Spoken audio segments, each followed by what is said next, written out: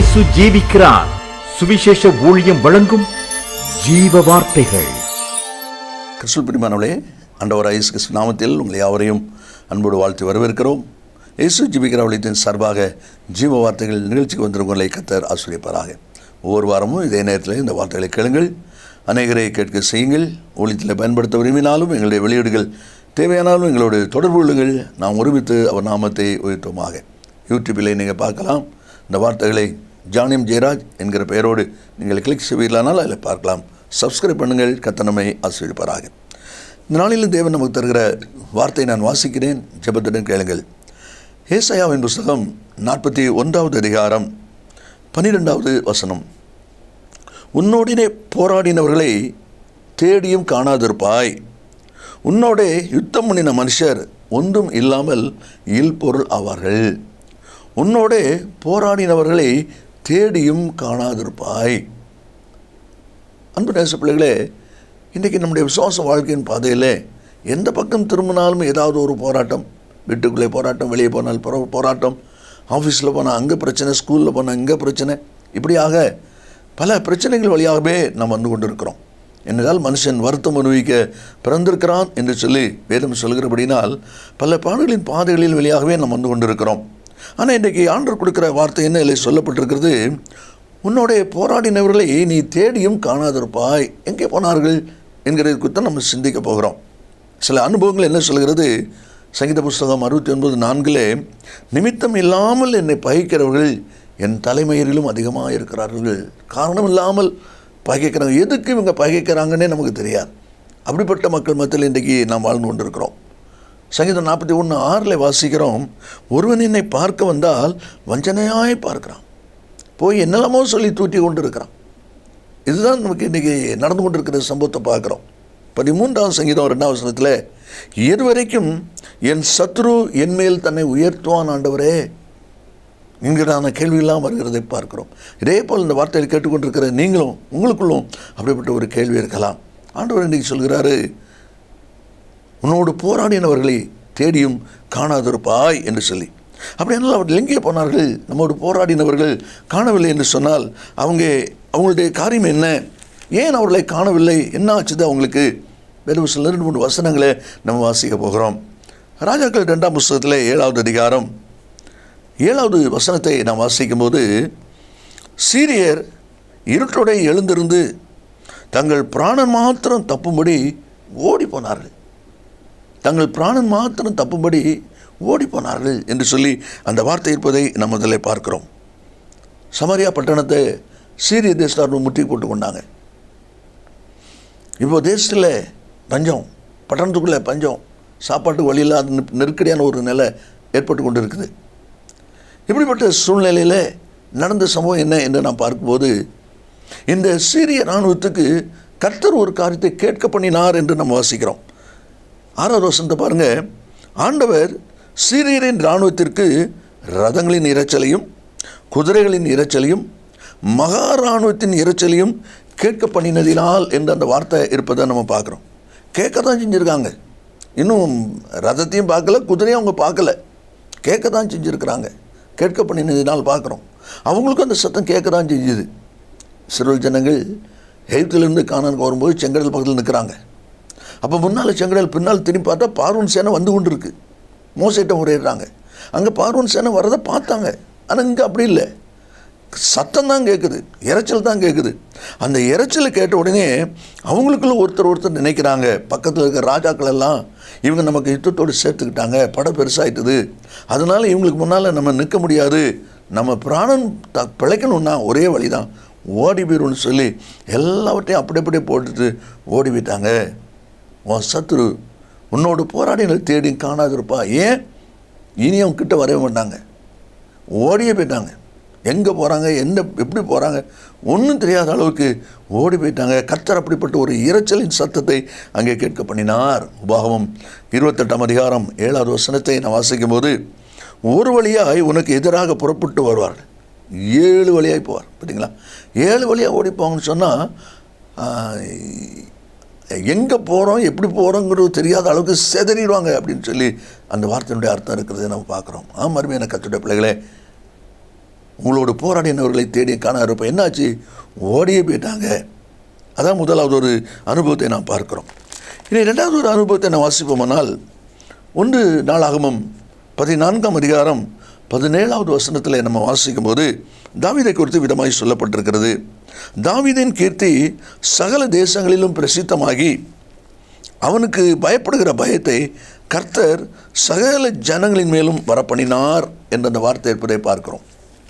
தாவீதை குறித்த ஒரு பயம், தாவீதை குறித்த ஒரு அச்சத்தை அந்த ஜனங்களுக்குள்ளே கர்த்தர் உண்டாக்கினார் என்று சொல்லி பார்க்குறோம்.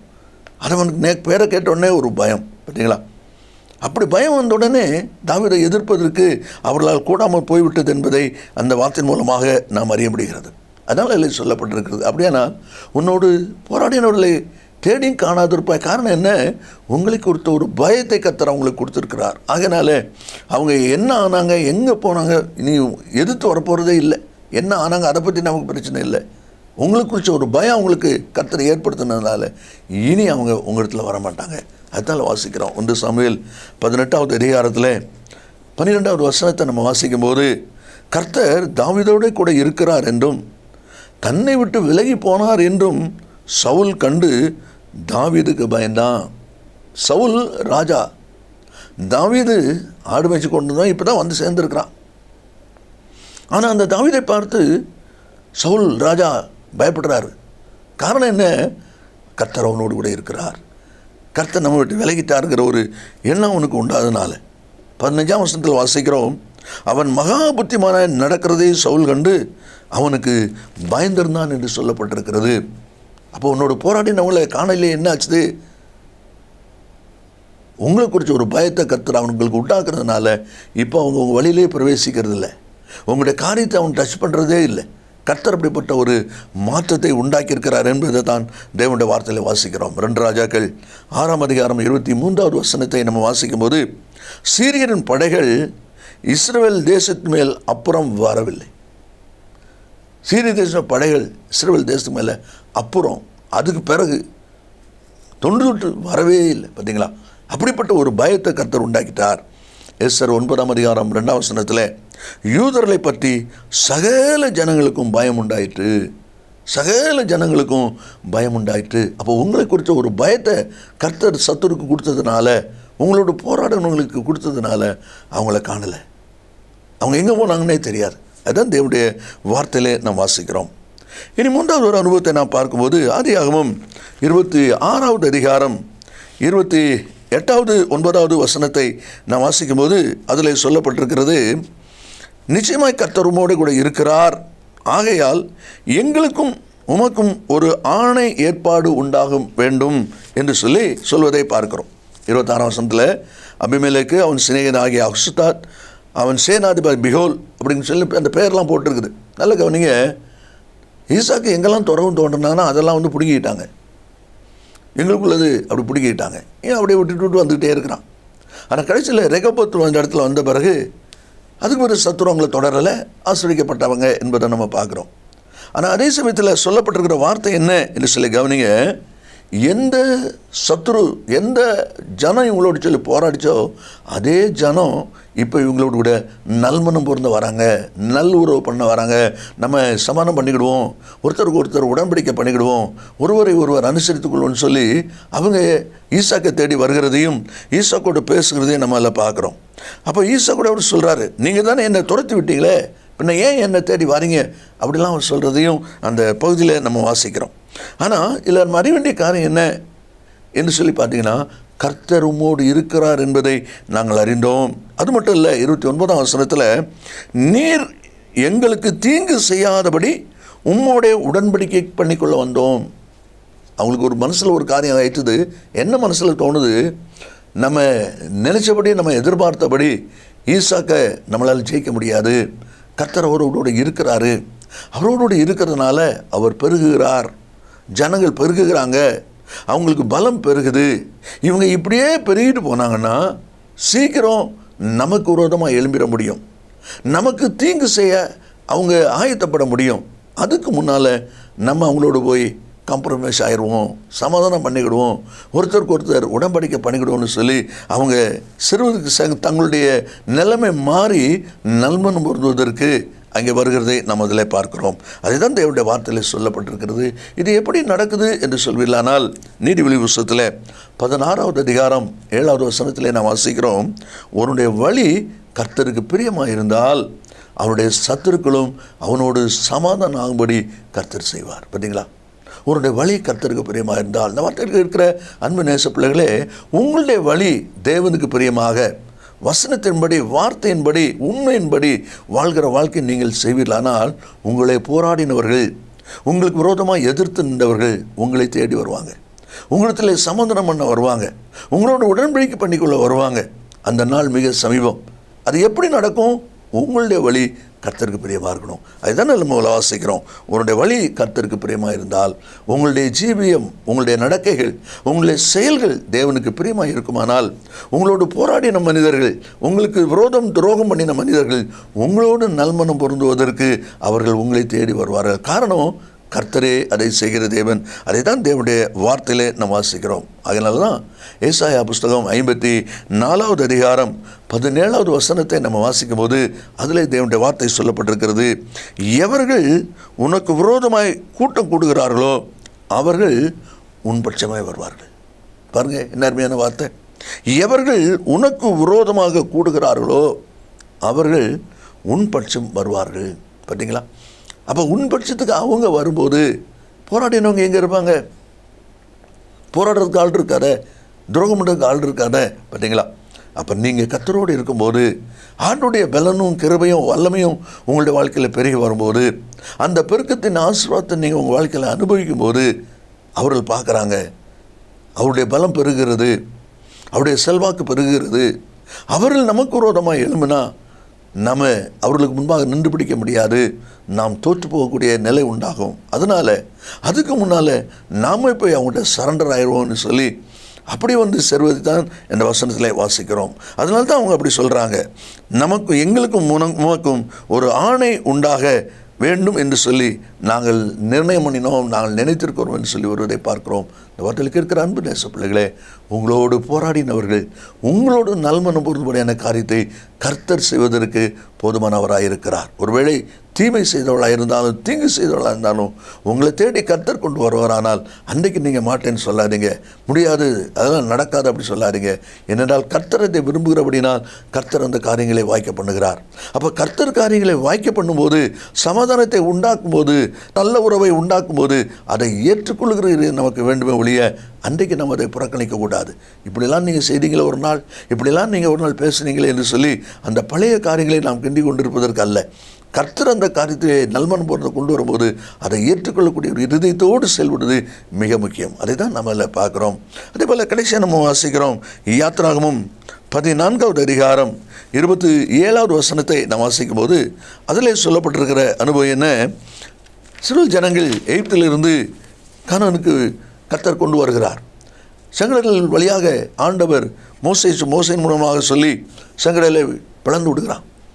எல்லாரும் வெட்டாந்தரையில் நடந்து வந்து கொண்டிருக்கிறாங்க. அதோடு கூட அவர்களோடு கூட சேர்ந்து பார்வோன் அவனுடைய சேனையும் உள்ளே வருகிறதை நாம் அதில் பார்க்கிறோம். முடிவு என்ன? ஜனங்கள் எல்லாரும், சில ஜனங்கள் எல்லாரும் அந்த கரையில் ஏறினாங்க. இப்போ மோசே மீண்டும் கோலை திரும்பி பழையபடி நீட்டுகிறார். தண்ணீர் வந்து சேர்ந்து கொண்டது. அப்போது என்ன சம்பவம் நடக்குது? அதை தான் நம்மளை வாசிக்கிறோம். 27ஆம் வசனத்தில், மோசே தன் கையை சமுத்திரத்து மேல் நீட்டினான், விடியற் காலத்தில் சமுத்திரம் பலமாய் திரும்பி வந்தது.